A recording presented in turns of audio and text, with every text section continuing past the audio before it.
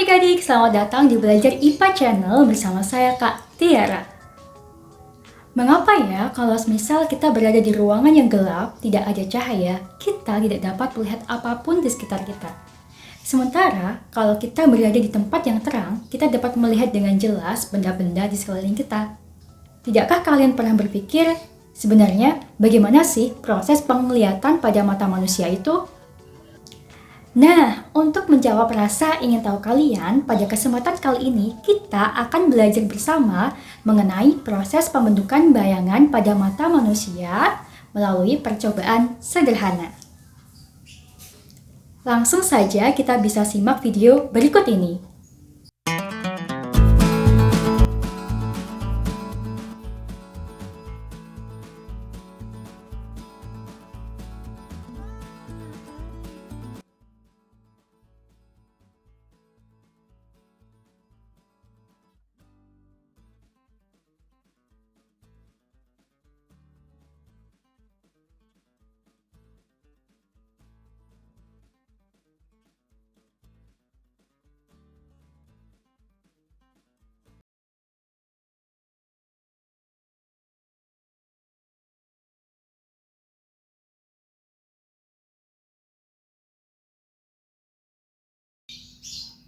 Perhatikan gambar 1.3 sebagai berikut ini. Terdapat benda, lensa, dan juga layar.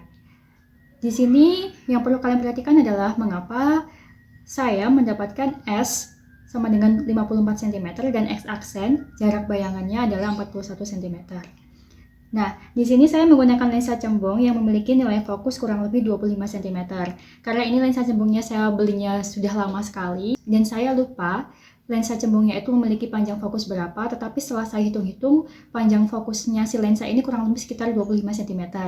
Jadi anggap aja 25 cm ya. Maka nilai 2F, 2 kali fokus sama dengan 50 cm. Jadi dapat 2 kali F ini adalah dapat 50 cm adalah 2 kali fokusnya lensa. 2 kali fokus disingkatnya jadi 2F gitu ya. Karena kita percobaan menggunakan lensa cembung, maka yang perlu kita ingat adalah penerapan dari dalil Esbach pada lensa cembung. Dalil Esbach sendiri adalah prinsipnya ruang benda ditambah ruang bayangan sama dengan 5. Karena kita akan melakukan percobaan pembentukan bayangan pada mata manusia, yang mana sifat pembentukan bayangan pada mata manusia adalah nyata, terbalik, dan diperkecil, maka kita perlu menempatkan benda pada ruang 3 sehingga bayangan akan terletak pada ruang 2.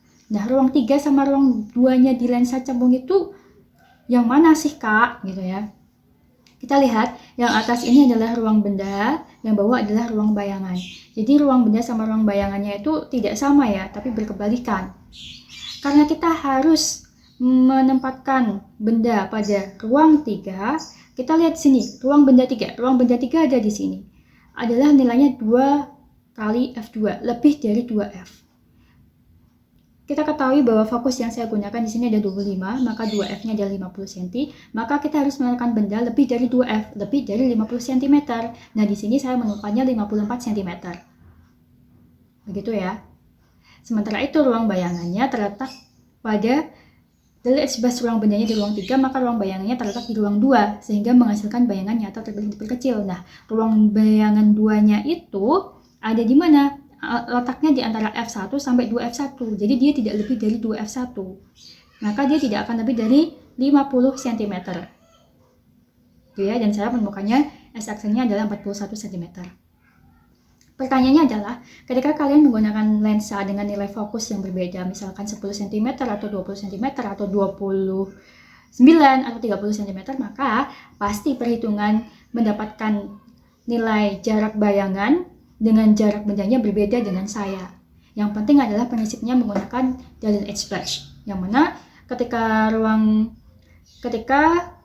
kita akan melakukan percobaan pembentukan bayangan pada mata yang menghasilkan bayangan nyata terbalik diperkecil, maka kita harus meletakkan benda itu di ruang 3, yaitu lebih dari 2F2. Sementara bayangannya kita cari di rentang antara F1 sampai 2F1. Jangan sampai lebih 2F1. Begitu ya prinsipnya. Jelas? Paham? Kalau tidak paham, diputar lagi perlahan-lahan. Oke ya?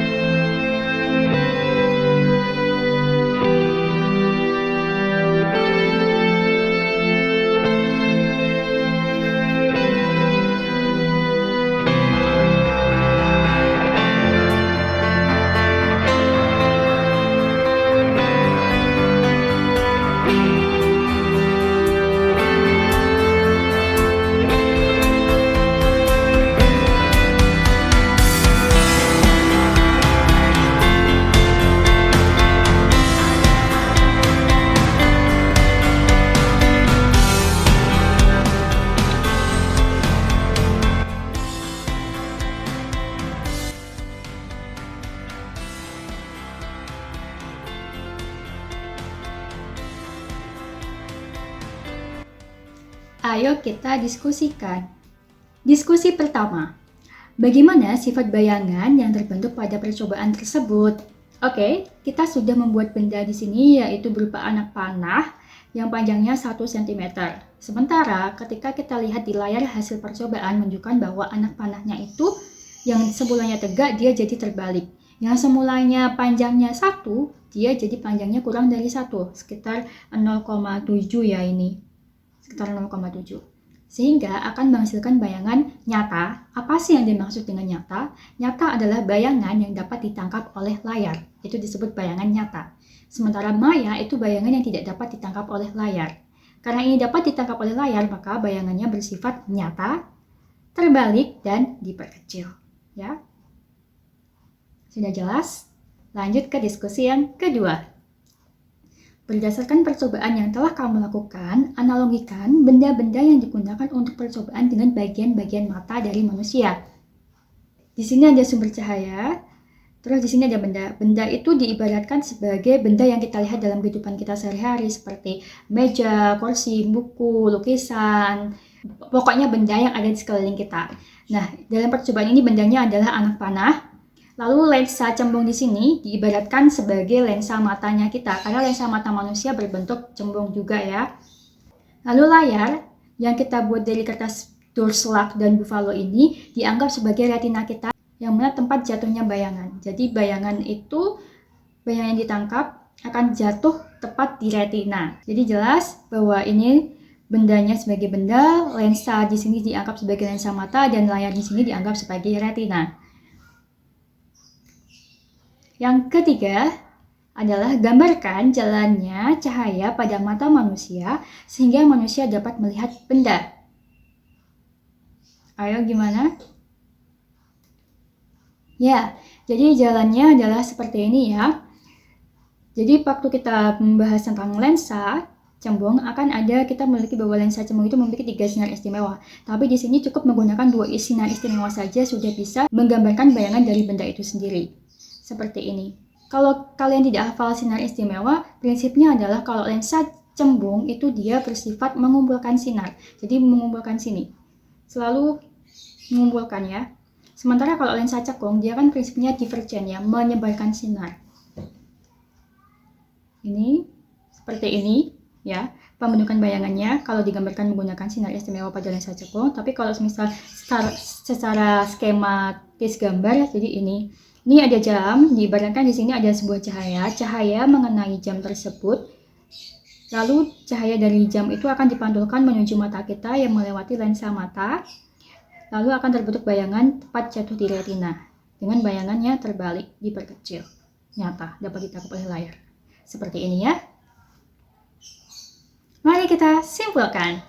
Sifat bayangan yang dibentuk oleh mata manusia bersifat nyata, dapat ditangkap oleh layar ya, tegak dan diperkecil.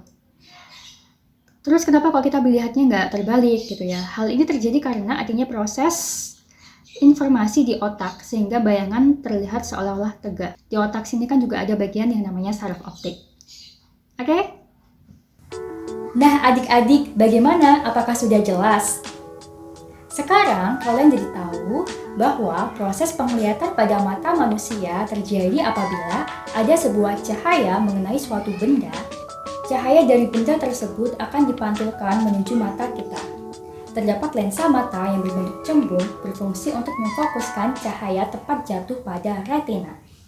Sehingga pada retina akan terbentuk bayangan yang bersifat nyata, terbalik, dan diperkecil.